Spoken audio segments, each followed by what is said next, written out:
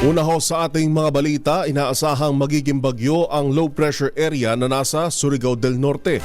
Ayon sa DOST Pag-asa, malaki ang tsansa ng LPA na maging tropical depression sa susunod na 24 oras.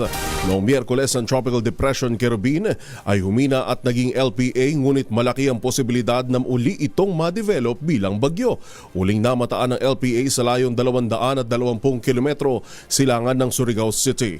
Dahil dito asahan ang malakas na buhos ng ulan sa mga lalawigan ng Sorsogon, Northern Samar, Eastern Samar, Biliran, Leyte, Southern Leyte, Dinagat Islands at Surigao del Norte. Sinabi ng Pag-asa na malaking bahagi ng bansa ang uulanin, kabilang ang Metro Manila, epekto po naman ng amihan at shear line. Alamin muna natin kung tuluyan na nga magiging bagyo ulit yung LP. Ito nga ba yung bagyo na humina tapos magiging bagyo ulit dyan ho sa Mindanao? Alamin natin kay Ginoong Obet Badrina ng DOST Pag-asa. Sir Obet, magandang umaga po. Magandang umaga po sa lahat ng mga taga-subaybay natin. Sa ngayon nga, huling namataan yung low pressure area malapit dito sa may lalawigan ng Camiguin.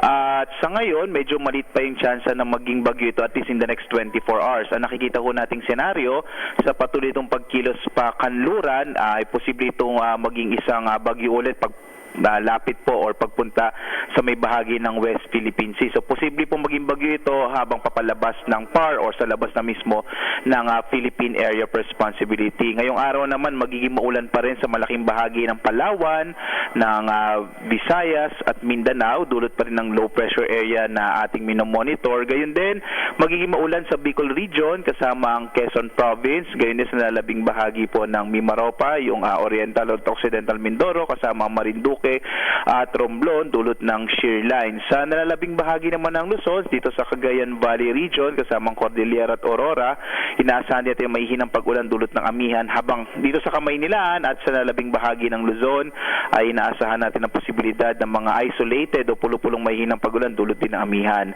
Amihan din po yung dahilan kung bakit may nakataas pa rin tayong gale warning sa mga baybayin dito sa may kanlurang bahagi ng Luzon at gayon din sa may area ng Catanduanes. Inaasahan kasi natin magiging maalon yung karagatan dulot ng hanging amihan, kaya delikadong maglayag ang mga maliit na sakyang pandagat, maliliit na mga bangka sa mga nabanggit na lugar.